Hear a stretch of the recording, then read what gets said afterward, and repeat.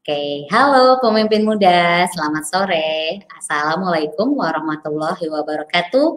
Om Swastiastu, Namo Buddhaya, salam kebajikan, salam sejahtera untuk kita semua. Selamat sore teman-teman dan juga selamat datang di puncak acara Lead the Fest 2021. Perkenalkan, nama saya Hasna Jamilah selaku MC pada sesi webinar kita di hari ini. Nah, teman-teman, rangkaian puncak acara Lead the Fest ini dapat teman-teman saksikan melalui Pemimpin ID University aplikasi video sebagai partner resmi dari streaming Lead the Fest 2021.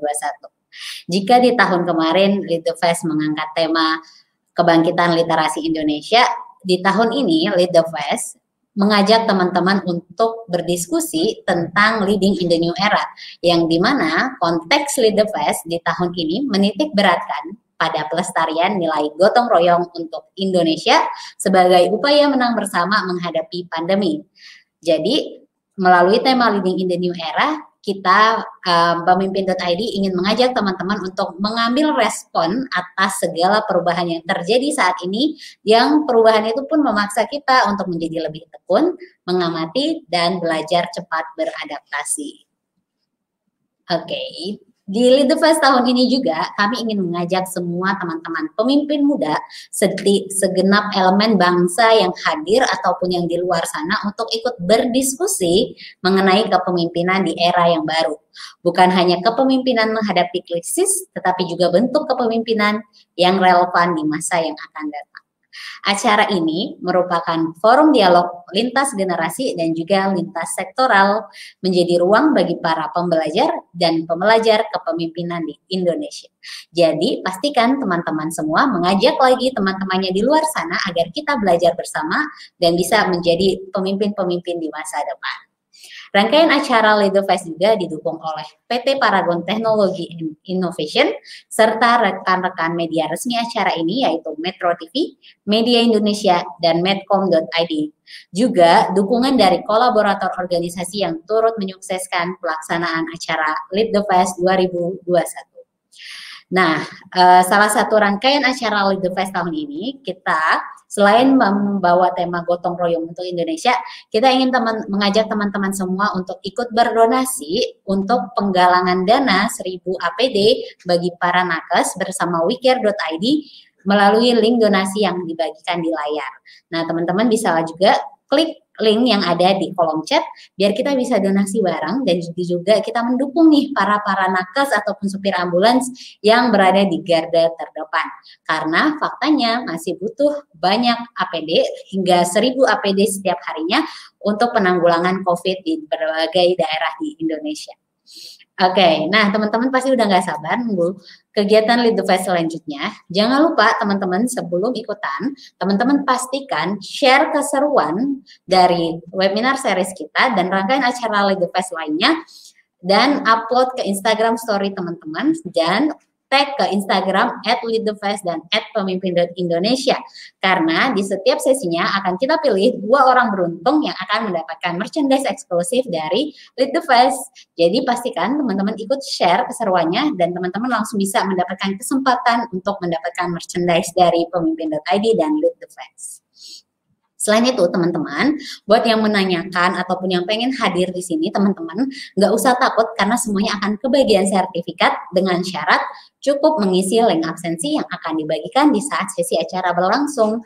Untuk catatannya, link absensi hanya akan dibuka selama 1 jam dalam periode pengisian. Jadi, teman-teman, pastikan ikutan dulu diskusinya, biar kita seru-seruan dulu diskusinya, baru kita langsung absen aja untuk sertifikatnya.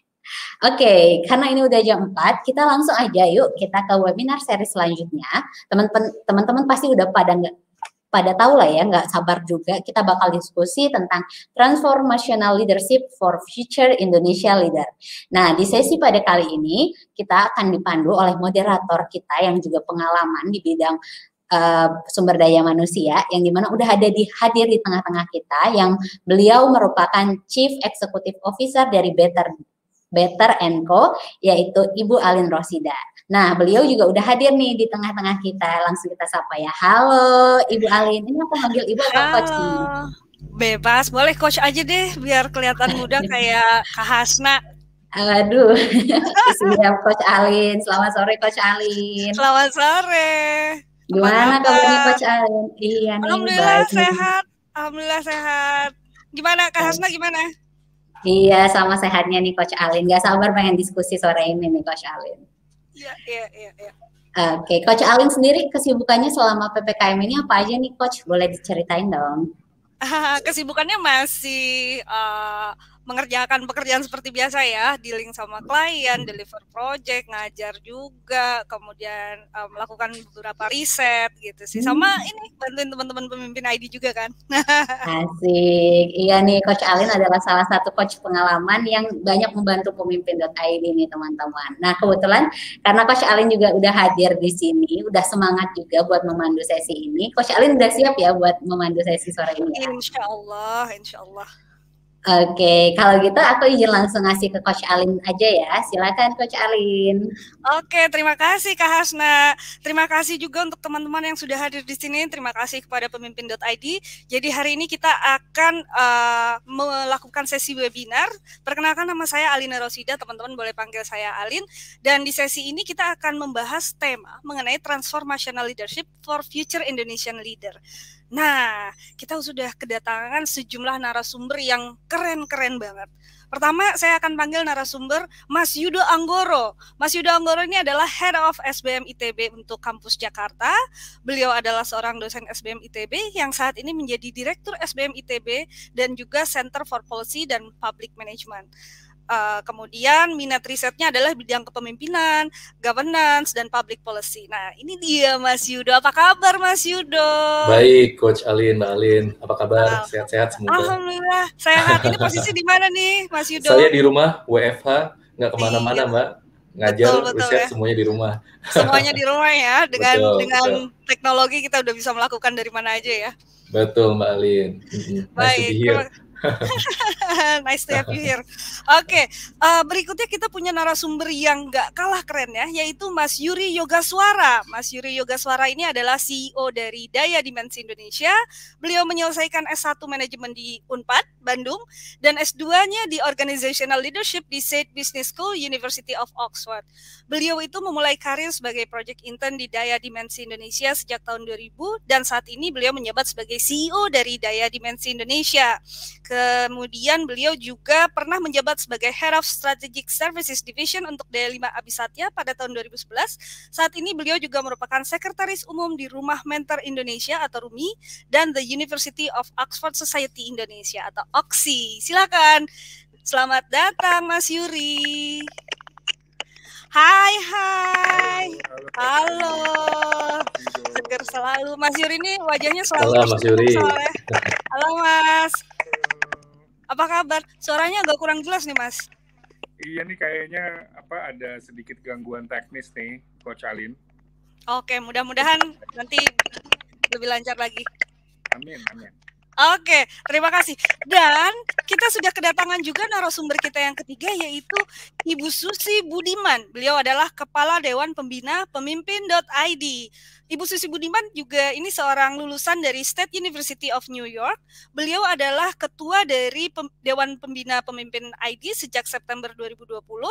Beliau juga berpengalaman untuk menduduki sejumlah posisi eksekutif di sejumlah perusahaan multi-industri, konsultan, firma Fortune yang termasuk di Fortune Global 500, dan juga jabatan terakhir beliau adalah sebagai HR Director di Samsung.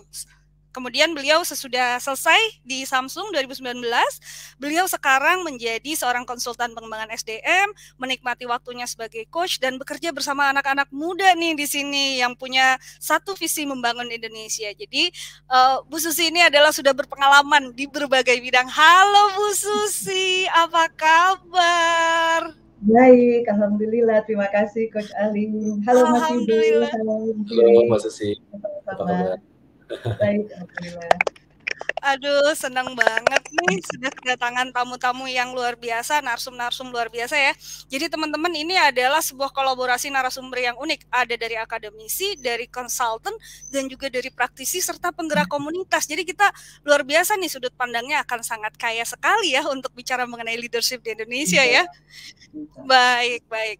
Nah, di sore hari ini kita akan membahas tentang transformasi leadership di Indonesia during transformation ini ya. Nah, kita akan membawa sebuah riset dari Oxford. Di situ dinyatakan, mungkin nanti ada teman-teman yang bisa bantu juga, tapi yang menarik adalah ternyata dalam kurun waktu sepanjang sejarah, ini adalah momen di mana kepercayaan terhadap leadership itu mencapai titik terendah loh.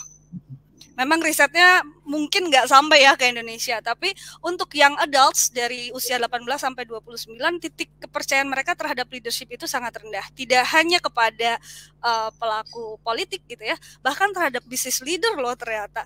Nah, kalau menurut pandangan dari para narasumber di sini, apa iya begitu dan apakah khususnya untuk konteks Indonesia itu terjadi juga? Gimana nih? Silahkan. Mungkin dari Mas Yuri dulu boleh. Mas Yuri berbagi pandangannya. Thank you Coach Alin. Ya, Sama-sama. mungkin menarik ya kalau kita bicara trust. Mungkin karena terutama di era pandemi mungkin ya Coach Alin, bahwa semakin penting leadership, semakin penting orang karena nggak jelas, terlalu banyak perubahan yang kita nggak ngerti, mungkin besoknya ada apa dan lain-lain. Mungkin orang butuh pegangan.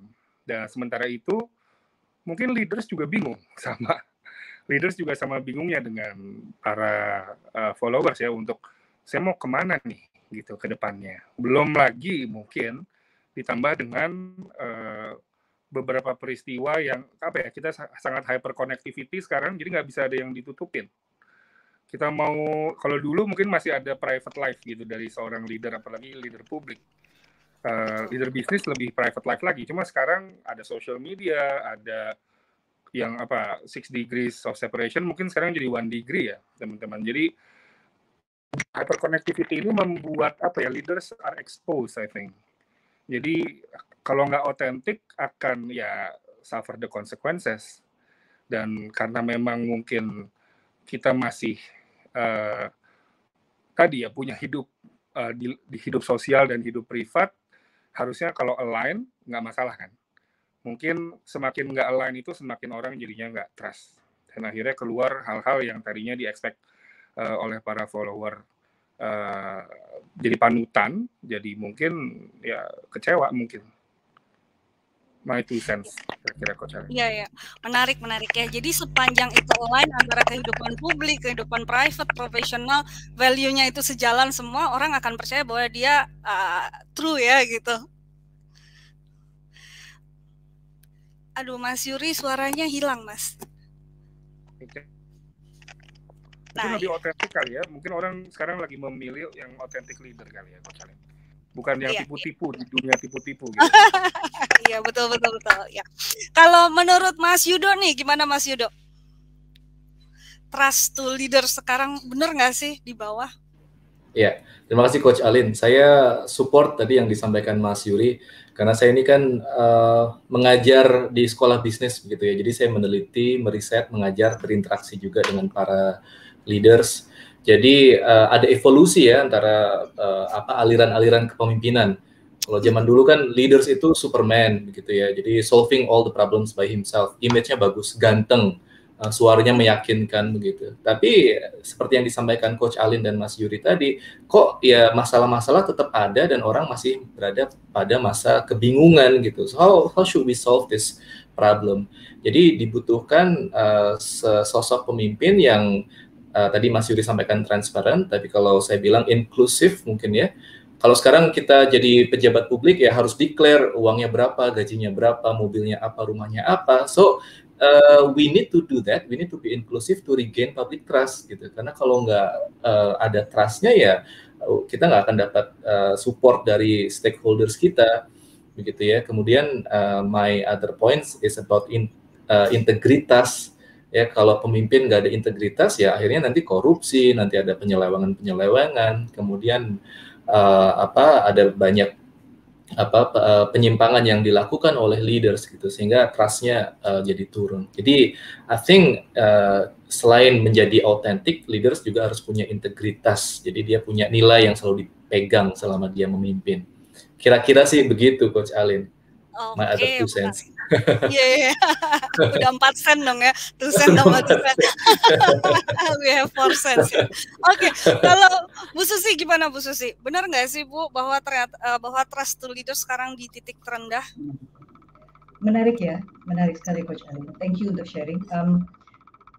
Kita ini adalah di saat dimana pada dasarnya belum punya referensi sama sekali. Artinya masa pandemi ini membuat semua pihak, sebagaimana tadi juga kita udah dengar dari Yuri juga dari Mas Yudo juga, semuanya itu jadi ada di tahap atau di playing field yang sama. Everything is going for a great reset. Resetnya, it's a reset besar-besaran. Jadi ya Anda sebagai leaders, Anda juga jadinya memang dilihat memang tidak punya pegangan yang kuat. Jadi Anda pun jadi harus beradaptasi di dalam keadaan yang memang belum ada referensi ini. Dan saya rasanya semua yang tadi disampaikan ya, bagaimana Anda dilihat memang jadi mampu untuk mencari jalan keluar, bagaimana Anda jadinya memang bahasanya mungkin ya mengayomi, berempati dengan juga yang lain. Bagaimana Anda juga jadinya memang memberikan harapan. Rasanya kan adanya leaders itu kan untuk bisa memberikan harapan ya. Jadi di saat lagi yang tidak jelas itu, lalu bagaimana Anda bisa meyakinkan dan memberikan followers Anda atau orang-orang yang memang jadi look up to Anda itu untuk merasa yakin bahwa dia tahu, dia akan mengajak kita untuk melihat suatu solusi. So leader sekarang di dalam tantangan besar, saya pikir, dan betul sekali, being yourself, being authentic, dan keep the integrity intact, hanya akan membuat Anda jadinya bisa lebih teguh dan bisa menunjukkan bagaimana Anda bisa membantu ke depannya. So it's a big situations where everyone is resetting. Makasih Bu atas insight-nya. Jadi memang ini adalah lahan arena permainan yang baru sama sekali, nggak ada yang lebih tahu dari yang lain ya. Ya. Oke. Nah, kalau buat tambahkan juga nih Coach Alin, tadi mungkin. Ya silakan. Di satu pihak juga mungkin ya tadi ya follower atau follower lah ya, itu lebih inform. Mereka bisa dapat informasi dari mana aja. Mungkin analoginya kalau dulu ada Clark Kent dan ada Superman. Nah, Clark Kent sekarang punya sosial media dan punya informasi di mana-mana gitu. Jadi mungkin Clark Kent dan Superman harus jadi satu, udah nggak bisa lagi jadi dua gitu. Nah, karena orang jadi ekspektasinya berbeda karena informasinya banyak. Mungkin itu juga kali. Menarik nih, Clark Kent sama Superman udah jadi satu, udah nggak bisa menyamar lagi ya, nggak bisa pura-pura pendiam, pura-pura nerdy gitu ya. Benar, udah nggak ada ruang lagi untuk berpura-pura ya, saking transparannya dunia sekarang.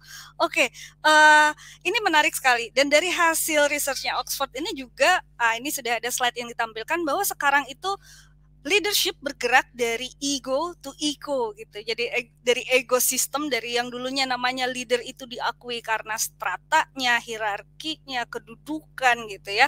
Kemudian dia bisa direktif, dia bisa kasih apapun yang dia suruh gitu, semua orang harus follow. Sekarang berubah menjadi ekosistem gitu, dia harus memimpin secara ekosistem. Dan di sini dijabarkan bahwa apa sih yang dimaksud dengan from ego to eco itu. Jadi ada dua karakteristik utama ternyata berdasarkan hasil risetnya Oxford ini ya, yaitu being accountable but not in control. Menarik nih, bertanggung jawab tapi nggak boleh ngontrol gitu ya. Jadi katanya di sini dia harus bisa working with enemy. Waduh, ngeri nih. Jadi kerja bareng sama musuh dalam tanda kutip, yang dalam artian katanya di sini tuh jadi dia harus siap untuk dikritik sekeras-kerasnya, sebrutal-brutalnya gitu ya, memperoleh kritik baik itu dari orang yang dia pimpin langsung ataupun mungkin dari publik ya. Kemudian yang kedua adalah leading in the open. Tadi benar tuh kata Mas Yuri bahwa kita udah nggak ada lagi tempat buat ngumpet karena kayak living in the glass box gitu, kayak hidup di kotak kaca. Lewat sosial media saya jadi tahu nih misalnya nih Mas Yuri lagi jalan-jalan kemana, nih Mas Yudo lagi makan apa, nih Bu Susi anaknya lagi ngapain, itu kan kita jadi bisa tahu ya, living in the open tuh. Jadi emang bener tuh yang kata Mas Yuri tadi bilang, kalau misalnya di luar galak, di dalam mellow juga kan, jadi ini Bapak gimana sih gitu barangkali ya. Kemudian yang ketiga adalah working with plurality, karena dunia semakin beragam, jadi si leadersnya ini harus bisa menjadi close contact sama mereka dan mengakomodir semua perbedaan itu, karena idea ternyata bisa datang dari mana aja, nggak cuma dari orang yang paling pinter, nggak cuma orang yang paling berpendidikan atau yang tinggal di kota gitu ya, karena ternyata idea bisa datang dari mana aja. Nah ini menarik nih, kalau dulu mungkin zaman bapak saya kali ya, yang namanya ngelihat leader itu, lihat nggak usah leader jauh-jauh deh, lihat bapaknya sendiri aja ada yang masih nunduk loh Mas dan Bu, ya nggak sih, gak usah sama bos di kantor, di rumah aja kan kayaknya sungkan gitu ya. Untung saya enggak sih ya, tapi saya tahu ada sebagian teman-teman saya yang sama ayahnya aja, ayahnya daham gitu kan, aduh deg-degan gitu. Berarti kan ada sebuah culture di mana leadership di Indonesia tuh emang kayak gitu tuh. Nah dengan hasil risetnya Oxford, untuk poin yang pertama bahwa leader itu harus siap untuk dikritik habis, menampakkan vulnerability-nya. Lain nggak sih di Indonesia perubahan leader menjadi sosok leader yang lebih terbuka, lebih kelihatan kelemahannya, lebih mau dikritik? Itu gimana nih menurut Mas dan Ibu di sini? Saya mungkin ke Bu Susi dulu deh, Bu Susi, silakan. Ini menarik sekali ya memang. Disadari atau tidak, ini adalah masa di mana ada 3 generasi itu bekerja di dalam satu masa yang sama ya. Baby boomer masih loh ada ya kan, Gen Z, lalu the millennials, dan sebentar lagi millennials itu juga mereka mulai mengambil peran sebagai leaders even for the nation gitu kan ya. Jadi dan melihat bagaimana ada 3 generasi berbeda yang jadinya harus bekerja sama, itu aja sudah membuat masing-masing itu jadi harus beradaptasi, terutama yang ada di atas, which is di generasi yang lebih tua ya. Jadi tadi benar Coach Alin sampaikan, ini tadi kita ambil konteksnya kan kalau di perusahaan ya, saya kemarin ini 25 tahun lah saya di korporasi di Indonesia, campur aduk gitu kan, dengan sempat ada di korporasi asing dan juga lokal. Kita bagaimana ketimuran kita memang masih tinggi, yaitu melihat kepada yang di atas, tapi makin kemari dengan memang semakin juga keterbukaan atau bagaimana juga terlihat bahwa semuanya atau anak-anak yang di generasi milenial itu kan mereka bertanya ya, kalau ada sesuatu, let's say suatu kebijakan, mereka nggak berhenti cuma sekedar melakukan, rata-rata biasanya mereka juga kepengen tahu kenapa, atau mereka juga tidak sungkan gitu mengatakan bahwa kalau panggil saya nanti jamnya tolong jam segini, karena jam segini sampai jam segini saya tuh lagi melakukan, saya ada nih beneran pernah ada kejadian, maksudnya saya ada waktu untuk saya bermeditasi. Jadi menarik sekali gitu kan, bahwa kita ada di saat dimana memang kita juga kalau saya pikir-pikir ya, sebagai yang ada di generasi di tengah, kita telah membuat generasi yang lebih muda kita itu memang jauh lebih mampu berekspresi, lebih mampu untuk menyampaikan keinginannya, dan pede dan seterusnya. Jadi kita telah membuat ini possible, dan kemudian bagaimana di saat mereka juga ada di tempat yang kemudian bertemu dengan yang lebih tua dan juga generasi di atasnya, mereka juga perlu untuk jadi bisa ikut membantu membuat kebersamaannya itu jadinya ada hasil. So all side itu beradaptasi. Jadi dan all side itu jadi bangun, bahasanya mungkin tadi itu ya, nanti pasti teman-teman akan mulai mengacu kepada menyadari bahwa masing-masing saling perlu. Terutama yang paling gampang deh, saya mau berhenti di sini nih.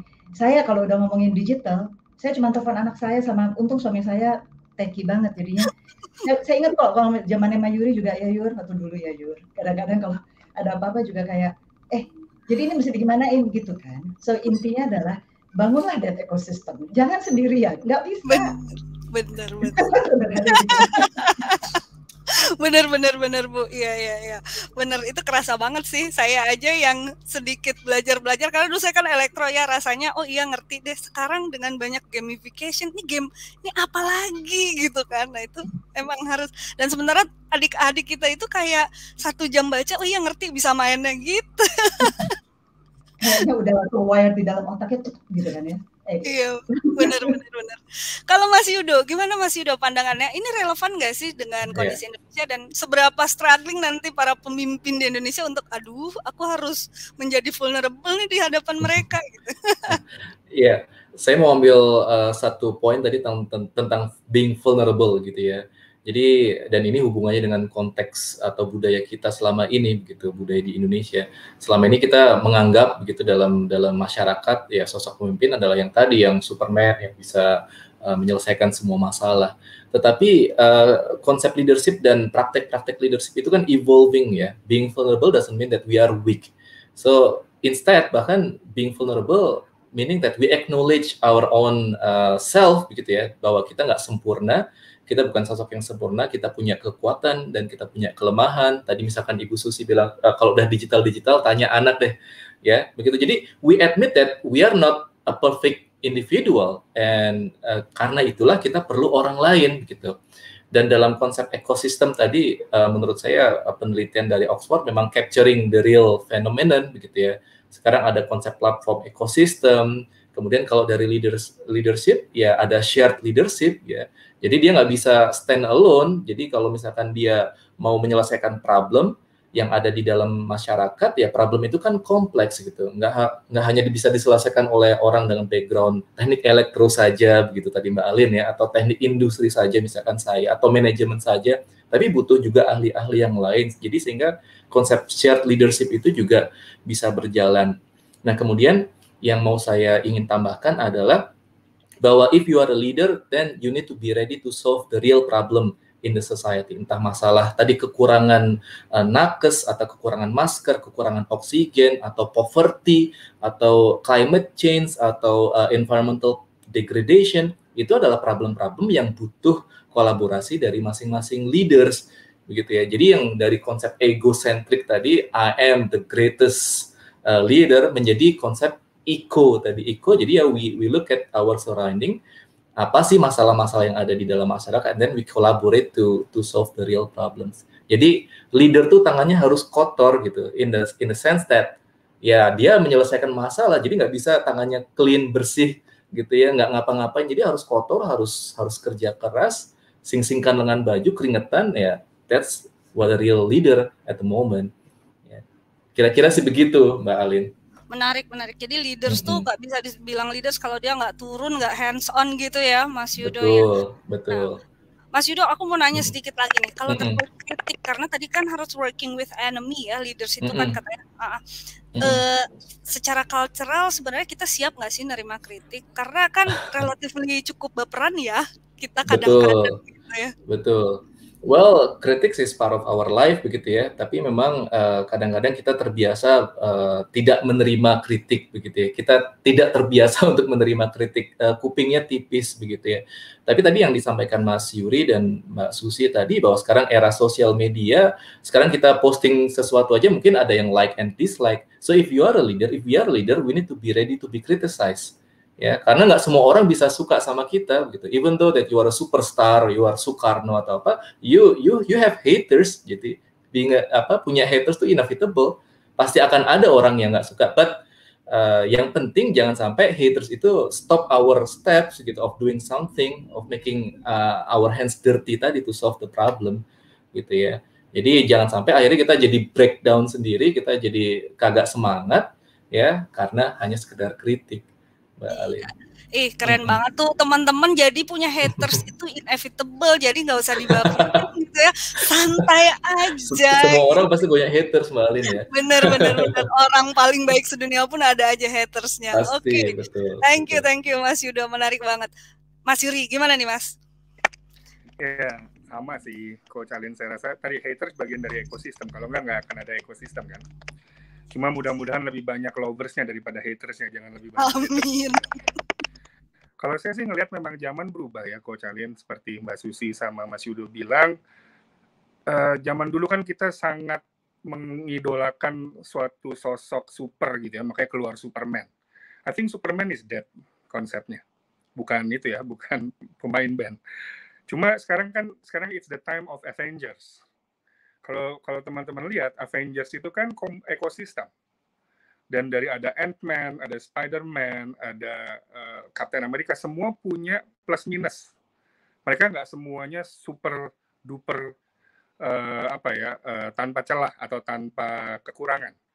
Kadang-kadang si Captain America marah, ditonjok sama Hulk gitu ya.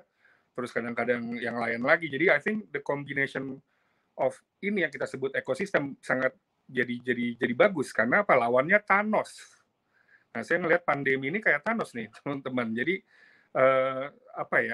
udah betul-betul ya cukup sulit lah ya gitu. Kalau kita mengajarkan ke kita nggak bisa sendirian, teman-teman.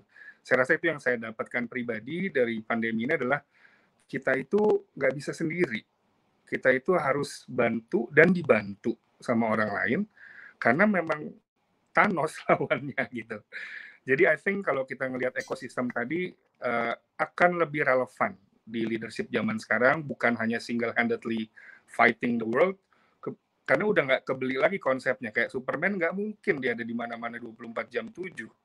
Harus ada 10 Superman, sementara ini cuma 1. Nah, padahal seorang Ant-Man aja yang semut bisa jadi finding superpower-nya sendiri gitu. Jadi gimana masing-masing orang bisa menemukan their own superpower, seperti Mas Yudo tadi katakan, be responsible, accountable, tapi nggak di-in control. Aku setuju banget tadi yang Oxford, karena sekarang malah dikontrol malah lepas mungkin. Tapi sense of jadi leadership-nya bukan dilihat sebagai role, Coach Alin, tapi sebagai behavior. Mungkin orang lebih ngelihat sekarang leadership itu behavior dan dari mana-mana informasinya daripada leadership sebagai pangkat atau jabatan. Menarik banget nih. Jadi leadership bukan sebagai role tapi sebagai behavior. Itu catatan penting kita, dan catatan penting yang lain dari Mas Yuri ini selalu ya melibatkan tokoh-tokoh film gitu ya. Merging antara Clark Kent dan Superman, dan sekarang Superman menjadi Avengers. Ini clue-nya mudah sekali dicerna sih, saya pikir sama teman-teman semua. Keren Mas. Yang mau jadi pertanyaan saya, Mas, tadi kan nggak banyak orang yang cukup berani sebagai leader untuk melangkah ke tadi glass box itu ya. Aduh, gue ketahuan nih. Aduh, gimana ya? Ada sebagian pemimpin yang akhirnya menghindar dari sosial media. Mereka nggak mau tuh. Itu efektif nggak sih, Mas? Maksudnya dia ya udah, aku nggak mau mainan sosial media. Aku cuman mau tampil sebagai profesional. Terus nanti kalau ada yang tampil di sosial media pun itu mungkin pernyataan dari korporasi aja deh. Pernyataan resmi, artinya dia benar-benar menutup kehidupan pribadinya gitu. Mungkin dia jadi less human kali ya bagi sebagian orang, tapi itu efektif nggak sih, Mas? Karena mengatasi rasa takut dia, saya nggak siap gitu. Aku sih ngelihatnya yang paling penting mungkin authenticity-nya ya, Coach Alin. Jadi dia mau tampil atau nggak tampil adalah dia punya authenticity nggak sebagai leader. Karena kayak sekarang kita lihat Sergey Brin sama Larry Page itu nggak pernah lagi ada di Google. Sergey Brin ada di Bahama atau Bermuda di mana gitu. Larry Page juga ada di mana. Mereka semua udah Sundar Pichai. Jadi I think the current generation malah mengidentify Google nggak seperti generasi kita. Brin dan Page gitu. Sekarang mereka udah ngeliatnya Sundar Pichai. Jadi dan it works juga gitu. As long as dan mereka nggak punya account Facebook, Google, dan sosial media tuh Coach Alin. Sama Mark Zuckerberg juga. Jadi I think if you can convey your authenticity through others, I think that's leadership juga, regardless social media or not. Cuma kalau nggak authentic, itu yang kadang-kadang karena ketahuan loh bohongnya gitu. Kalau mau tipu-tipu, kalau dulu mungkin bisa gitu Coach Alin. Kalau sekarang I think it's harder kalau kitanya nggak authentic dan kita cuma pengen posisi. Iya. Ya, benar banget tuh. Jadi bukan masalah tampil di sosmed atau enggak, punya sosmed atau enggak, tapi kita menjadi true leader dan otentik apa enggak gitu ya, Mas Yuri ya. Oke. Mas, satu lagi dong, Mas, kalau yang terkait sama working with enemy nih ya, tentang kritik gitu. Di satu sisi leader memang harus siap terima kritik. Tapi apakah kita juga sebagai yang adults, misalnya untuk adik-adik yang adults, atau saya mungkin bisa dikategorikan yang adults gitu ya, ngarep. Apakah kita tetap harus menjaga adat istiadat, nggak cuma ketimuran tapi tata krama Indonesia gitu ketika menyampaikan kritik? Karena kadang-kadang ketika dapat kayak gini terus adik-adik atau saya sendiri mungkin kayak dapat amunisi untuk gue boleh nih ngomong secara frontal gitu, sampai mungkin melukai, barangkali tidak menjaga dignity orang. Nah, kalau kayak gitu gimana sih sebenarnya dari sisi yang mengkritiknya nih, Mas? Thank you, Coach Alin. Aku memang belajar banyak di DDI tentang ini dari awal gitu, bahwa pertama mindset feedback kita salah. Coach Alin kadang-kadang, karena feedback itu bukan negatif, bukan positif, itu netral. Yang bikin negatif sama positifnya itu kita. Perasaan kita, mindset kita, cara kita menerima. Jadi feedback itu benar-benar netral. Kalau kita mau menggunakan itu untuk positif bisa, untuk negatif juga bisa. Jadi kalau aku sih ngelihatnya, aku memilih feedback itu gitu, misalnya untuk apa nih yang kita akan ambil next-nya. Kalau kita mau marah, ya semua juga bisa bikin marah ya. Bangun pagi sampai sekarang aja di Jakarta bisa marah-marah terus gitu. Cuma maksudnya you choose to curse the darkness atau you choose to light a candle from that feedback. It's your choice gitu. Even it's a very small light atau candle, tapi in a very dark room, it bound to make a difference. Dan buat aku feedback penting banget, karena kita jadi tahu kita ada di mana gitu kan ya, Coach Alina. Dan yang kedua tadi authenticity. Kalau kitanya otentik, kita nggak akan takut sama kritik kan. Cuma kalau kitanya mungkin punya beberapa muka, akhirnya kita punya image gitu yang kita, dan image itu penting sekali gitu buat kita. Akhirnya kita jadi nggak pengen dikritik. Nah, balik lagi ke generasi, I think itu generasi yang lama banyak begitu. Kalau saya lihat ya dari generasi mungkin orang tua kita gitu ya, Coach Alin, yang memang mereka punya 2 hidup atau 3 hidup, atau image itu masih jadi sesuatu yang penting karena sosial. Nah, tapi balik lagi, feedback itu penting, tapi cara penyampaian buat saya juga sama pentingnya. Bukan hanya kontennya, tapi delivery of the feedback itu, kalau ngomongnya kasar, mungkin saya juga, ayo berantem yuk, gitu jadinya. Cuma kan kita manusia ya, Coach Alin. Jadi sebenarnya dimanusiakan aja gitu. Anda mau nggak kalau di feedback begitu sama orang? Dan menurut saya balance. Ada positifnya, ada negatifnya, tapi harus sincere. Jadi kritik penting, tapi cara menyampaikannya menurut saya juga harus dipelajari. Jangan jadi akhirnya orang ngelihat cara penyampaian yang bukan konten feedbacknya. Nah, mungkin satu hal gini, Coach Alin. Feedback itu untuk orangnya, bukan untuk kita.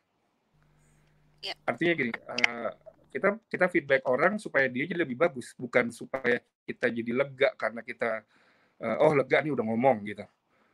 Atau feedback karena kita pengen dilihat bagus, jadi ngomongnya pelan-pelan nggak jelas, straight aja feedbacknya. Tapi kita punya niatnya tuh orang yang sana gitu, yang di feedback, bukan niatnya kita. Kalau selama niatnya adalah orang yang di feedback, kita balik lagi otentik tadi, hopefully mungkin jadi lebih bagus ya. I don't know, mungkin Mbak Susi dan Mas Yudo dan Coach Alin punya pengalaman lain. Wow, keren. Karena iya benar, ini pengingat yang luar biasa. Feedback itu buat orangnya supaya jadi lebih baik, bukan buat kita meluapkan emosi ya. Kita marah terus kita labeling itu sebagai feedback gitu. Ini gue cuma feedback loh gitu. Oke. Dan tadi feedback itu bukan unjuk rasa, harusnya unjuk niat. Betul. Feedback bukan unjuk rasa tapi unjuk niat. Ini luar biasa nih, insight-insightnya banyak banget. Oke, aduh, saya sampai kehabisan kata-kata karena banyak banget nih yang saya cerna dan saya dapatkan. Tapi pada intinya bahwa karena ini bergerak dari ekosistem ke ekosistem, jadi nggak cuma leadernya ya, si orang yang dipimpin pun harus tadi ya cara menyampaikannya baik sehingga suasana juga terjaga dengan baik gitu. Jadi bukan accountability leaders doang menjaga ekosistem itu ya. Saya mungkin ada satu pertanyaan nih, Coach Alin, bahkan mungkin buat Mas Yudo dan Mbak Susi juga. Nah, silakan. Kalau leader nggak punya follower, apa artinya leader? Jadi follower sangat penting kan. Gitu. Aku nggak tahu. Nah itu nanti jadi maksudnya dua-duanya itu saling bergantian gitu. Dan dalam satu ekosistem itu diperlukan gitu dua-duanya. Jadi bukan leader tanpa follower, maksudnya leadernya ke siapa gitu jadinya. Gimana Mas Yuda, si Coach Alin juga? Ya, aku mungkin nimpalin ya. Aku sambil Yuri tadi menyampaikan dan juga mendengarkan percakapan kita dari tadi ini ya. Saya lagi membayangkan apabila orang tua saya mendengarkan ini gitu ya, atau mungkin minimal mereka yang jadinya melihat putra-putranya sekarang sudah menjadi leaders dan mereka menjadi orang-orang atau sosok yang mampu menyampaikan pendapatnya atau berpendapat berbeda atau mengkritisize atau melakukan hal-hal yang mungkin di generasi mereka di saat mereka itu nggak kepikiran gitu ya. Saya lagi membayangkan aja apabila mereka melihat kita sekarang, seberapa mereka memang happy atau seberapa mereka memang jadinya memberikan jadinya blessing gitu ya, bahwa ini oke atau bahwa ini nggak apa-apa. Dan ini memang jadi kenanya tuh ya, ini semakin lama semakin terasa banget. Semakin kita masuk ke diri sendiri, artinya gini, kalau si orang tua ini atau pura-puranya saya deh gitu ya, saya kan di antara teman-teman semuanya ada yang paling panjang lah perjalanannya gitu. Jadi tapi tetap pengennya dipanggil Mbak aja. Kalau ditanya ulang tahun keberapa? Yuri udah hafal sih. Saya nggak pernah lebih dari 27, jadi saya 27 terus. Anyway, tapi gini, jadi yang selalu terasa adalah semakin kita jadinya memang melihat bagaimana anak-anak kita, mereka yang lebih muda, dan mereka jauh lebih pintar dengan informasi yang mereka dapatkan lebih banyak.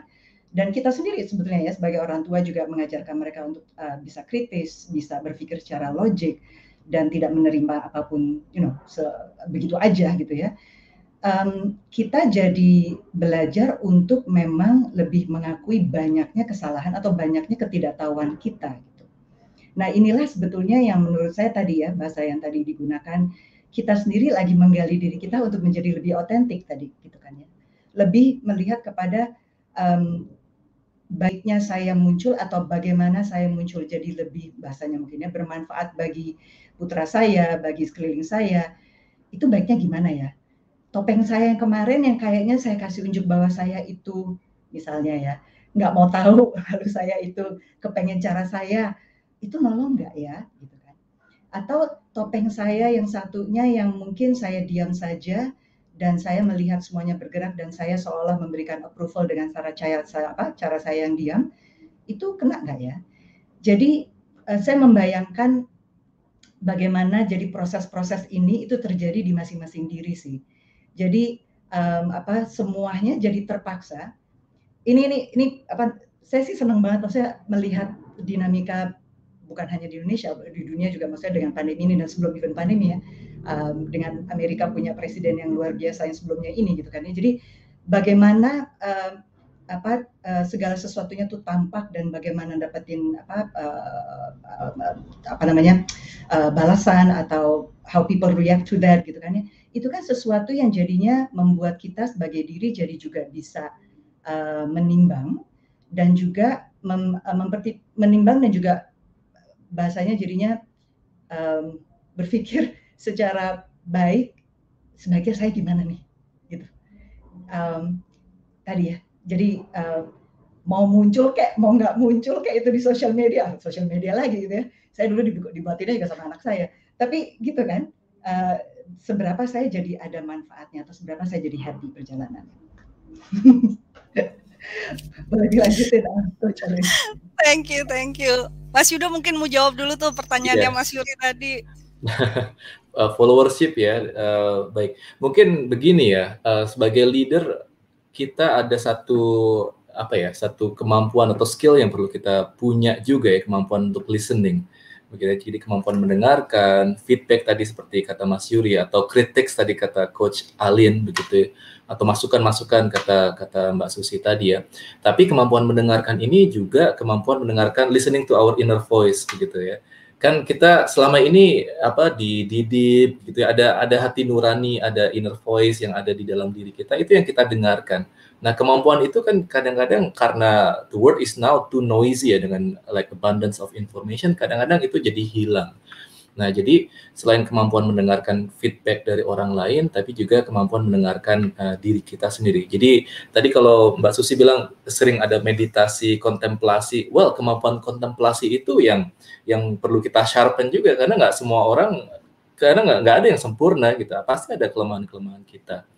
Kemudian tadi tentang feedback yang Mas Yuri sampaikan, ya masing-masing dari seorang pemimpin pasti punya blind spot ya.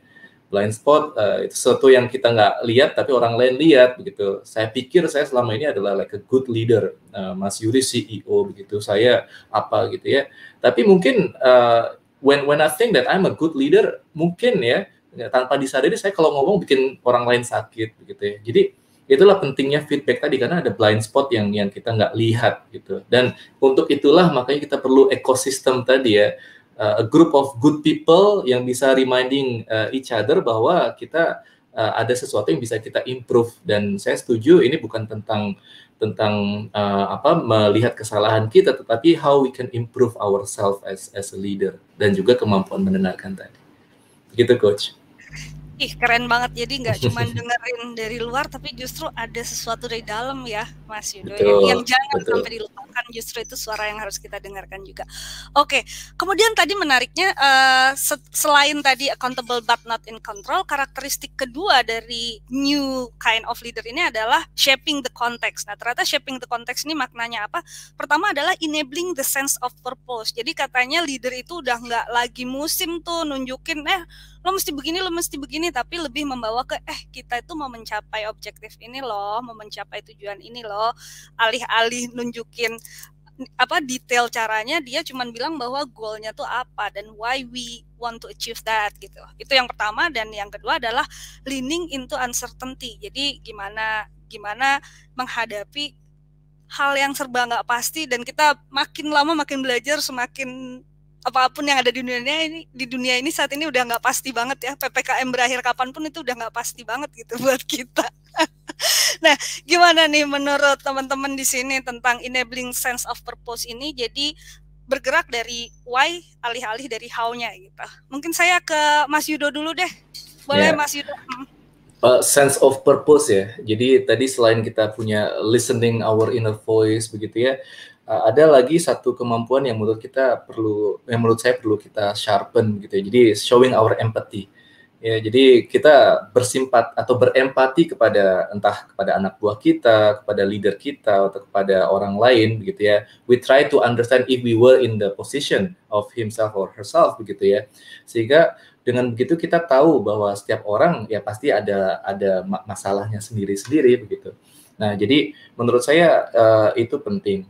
Kemudian berikutnya yang menurut saya juga penting, apalagi di era sekarang uncertainty tadi ya, orang-orang bilangnya VUCA atau ada juga yang bilang tuna. Well, kita nggak bisa kerja sendirian, kita nggak bisa jadi leader sendirian di era yang uncertain ini. Kita butuh orang-orang yang bisa membantu kita. Kita butuh Mas Yuri, kita butuh Mbak Susi, kita butuh Coach Alin, sehingga kita bisa work hand in hand. Nah, menurut saya forum ini juga bagus juga nih. Jadi kita ngumpulin orang-orang dari berbagai background begitu ya, sehingga kita bisa saling kerjasama. Misalkan tadi ada sebuah cause yang kita mau lakukan begitu, misalnya membantu nakes begitu. Nah, that's the purpose that we need to have gitu ya. Jadi kolaborasi ini yang mesti kita utamakan, Mbak Alin. Ya, betul. Jadi kita diingatkan lagi tuh teman-teman sama purpose kita, kenapa kita bikin acara ini loh. Thank you, Mas Yudo. Oke, kalau menurut Bu Susi gimana, Bu? Ya, salah satu yang mungkin jadi lebih terasa justru dengan kita dihadapkan di situasi pandemi seperti ini adalah semakin kita mempertanyakan diri sendiri. So, what can I do in this kind of situations? Apa saya ada, dan saya bersyukur saya sehat, saya bersyukur saya jadinya memang termasuk yang bisa bisa bertahan dan bisa produktif, bisa berjalan terus gitu ya. Lalu saya mau bawa apa? Saya mau kembalikan apa kepada keberuntungan saya ini gitu. Bersyukurnya saya tuh jadinya mau saya kembalikannya seperti apa? Rasanya dengan dengan keadaan seperti ini memaksa semua pihak ya, tadi ya, listening to your own voice itu ya Mas Yudo tadi, itu kan membuat kita juga jadi lebih menyadari betapa bahasanya egoisnya apabila kita hanya memang memperjuangkan apa yang memang kita mau gitu.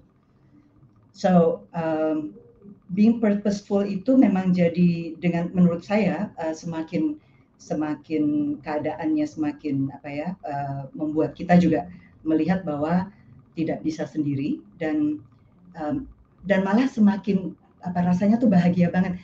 Ya ini dia yang saya mau bilang, saya tuh bahagia banget loh sekarang. Saya jadi takut nih teman-teman. Hai teman-teman Citibank, teman-teman Mid Plaza, teman-teman Samsung yang lagi nonton, I love you all, and Dai Dimensi terutama, I love you all, you know that. But right now, I'm having so much fun. Saya lagi senang banget, seru banget. Cuman gara-gara berada di antara orang-orang yang ya seperti teman-teman di sini. Yur, kita dari dulu dan sampai sekarang ya Yur, buat Indonesia gitu kan. Mas Yudo, bakalan banyak yang kita lakukan bersama. Coach Alin, kita udah barengan sering kali kan sama-sama ya. Jadi berada di sekarang ini gerakan pemimpinan ID misalnya, itu kan all about purpose.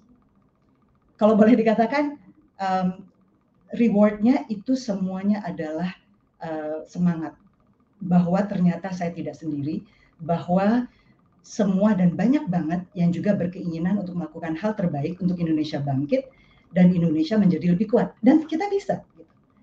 Anak-anak muda kita itu luar biasa. Kita tuh memang negara yang memang unik kan ya, negara besar, negara kepulauan, jadi secara geografi juga tantangan, dan kita punya yang kalau bicara mengenai spektrum benar-benar dari yang sangat oke banget, sangat canggih banget, sampai dengan yang memang masih perlu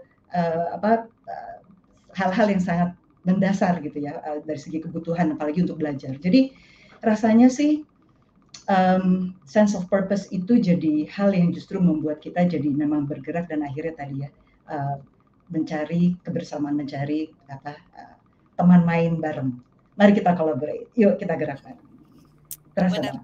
Menang bersama ya Bu ya. Menang bersama. Keren. Mas Yuri gimana nih kalau dari perspektif Mas Yuri? Ya kalau aku sama, kalau salin sama teman-teman semua, cuma all the more I think relevan sekali di pandemi ini tadi statementnya Coach Alin bahwa sense of purpose. Jadi leader tuh harus memberikan sense of purpose gitu. Karena kayak Mas Yudo bilang, kita dunia ini maksudnya benar-benar the new world itu uncertainty-nya lebih besar daripada certainty.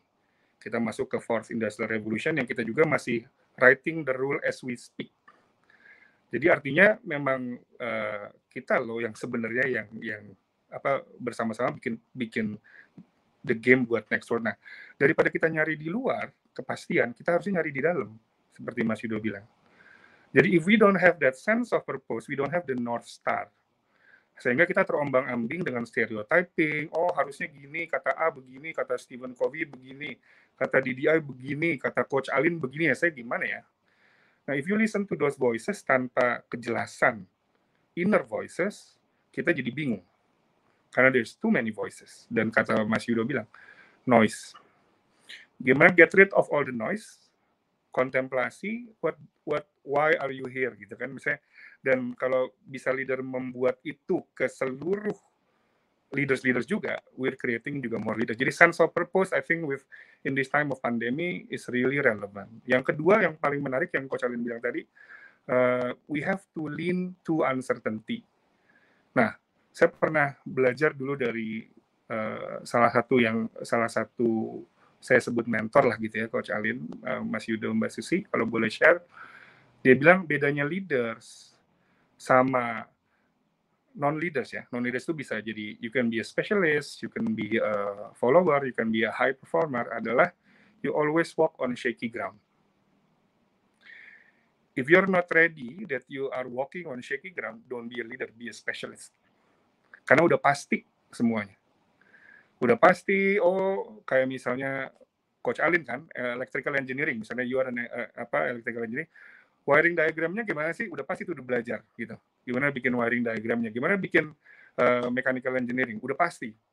Cuma when you're a leader, you're walking on shaky ground, you are the one who actually needs to take risk, provide the direction, you write the rule as you speak tadi, dan itu banyak banget courage, dan I think managing uncertainty, which is managing emosi. Nah, zaman sekarang kalau kitanya pengennya yang revolusi zaman teknik industri dulu ya, Mas Yudo ya, tahun 50, kita udah bisa predik nih jatuhnya di mana. Kalau pakai operational research, berapa optimasinya, iterasi ke berapa, that's pasti. Nah, itu jadi banget technical expert, jadi expert. Cuma kalau leader, kita nggak tahu dunia ini mau kemana ke depan. Kayak Coach Alin bilang, pandemi, PPKM, yang pasti adalah PPKM gitu. Yang nggak pasti kapan kita, mungkin nggak akan pernah selesai. Jadi how you live with pandemi juga, how you lead people with, so you have to be comfortable with uncertainty. Dengan gimana? Karena shifting nih, Coach Alin aku rasa. Yang dulunya hierarchical power, sekarang jadi collective power. Jadi menurutku gimana leader jadi surfing through this uncertainty adalah seperti yang Mas Yudo dan Mbak Susi bilang, we create more friends than haters. Jadi semua informasi itu haters juga penting gitu, kita bisa kita olah gitu, dan informasinya beda-beda mungkin tiap minggu. Karena tadi, dan what get you here won't get you there. Jadi ada growth mindset juga. Jangan saya udah direktur BUMN, saya berkuasa di bank, saya udah paling tahu. Ternyata ada Ant Financial-nya Jack Ma yang bukan bank, tapi performing fungsi di bank dan market kapitalisasinya besar sekali. Jadi apa sih bank? Apa uang? Misalnya gitu kan. Misalnya jadi kayak uang tuh mungkin udah nggak perlu lagi nanti dengan adanya cryptocurrency dan segala macam. Jadi dunia akan selalu berubah. As a leader, I think you have to be agile, benar-benar be comfortable dengan uncertainty, dengan cara lebih banyak friends tadi yang mudah-mudahan kali. Tapi dua-duanya sangat relevan sih, Coach Alin, in my opinion. Makasih nih Mas Yuri, itu mantap banget tuh kayaknya walking in shaking ground. Jadi emang bener sih, ketika saya belajar elektro, kalau arusnya 1 ampere ya 1 ampere, kalau jadi 2 ampere salah langsung kan. Kayak gitu. Masuk ke dunia yang berhubungan dengan manusia, nggak bisa saya ngomong ke si A sama tone-nya dan ke si B, yang satu biasa, yang satu baper. Nah, ini udah mulai kompleks. Nah, ditambah lagi dengan dunia yang terus berubah. Jadi manusianya sendiri kompleks, dunianya sendiri juga tadi ya tuna dan fuka banget. Oke, baik, terima kasih banyak nih dari teman-teman. Jadi sebelum kita masuk ke konklusi, saya pikir baiknya kita melangkah dulu ke Q&A biar nanti kita menampung dulu pertanyaan-pertanyaan dari teman-teman yang sudah menyimak obrolan seru kita sore ini. Silahkan dari teman-teman di tim yang mengelola Q&A. Oke, ini udah ada banyak banget nih pertanyaan. Dari Mas Zulmi ya, Mas Zulmi Ramdi di Jakarta, apa dan bagaimana ya peran dan kontribusi pegawai di level bawah, non-manajerial, membantu merubah budaya kerja organisasi yang anti kritik dan feedback? Ini menarik, terima kasih katanya. Jadi gimana pekerja yang mungkin belum mencapai posisi tertentu tapi bisa bantu mengubah. Silakan, mau siapa dulu nih? Mungkin dari Mas Yudo dulu boleh? Atau saya coba duluan kali tadi. Silakan. Ngomongnya kok kali Mas Yudo ya. Buat Mas Zulmi, terima kasih sekali. Tadi sebenarnya mau ngomong ini Mas Zulmi tadi yang Coach Alin bilang kan bahwa dari risetnya Oxford bahwa leaders itu shape the context. Tapi leading itu nggak harus acting in front. Jadi memimpin itu nggak harus dari depan, saya rasa Mas Zulmi. Jadi sama kayak ajarannya Ki Hajar Dewantara, katanya kan kalau ing ngarso, kalau Anda di depan sing tulodo. Build set examples. Ing madyo, kalau di tengah, mangun karso. If you're in the middle, bagaimana raise spirit memimpin dari tengah. Dan Tutwuri Handayani, if you're di belakang atau behind, bagaimana kita give encouragement. Jadi saya rasa konsep memimpin udah berbeda, jadi nggak harus memimpin dari depan, Mas Zulmi. Anda bisa memimpin dari samping, dari tengah, dari belakang, apa yang kira-kira menjadi kontribusi kita gitu. Kira-kira gitu kali Mas Zulmi ya. Silakan Mas Yuri. Keren. Iya. Silakan. Oke. Jadi Kalau saya boleh tambahkan, Mbak Alin ya. Jadi masing-masing kita punya peran begitu ya. Dan the call as a leader doesn't have to be for CEO seperti Mas Yuri begitu ya, atau for senior leader seperti Mbak Susi begitu ya. Each of us we have our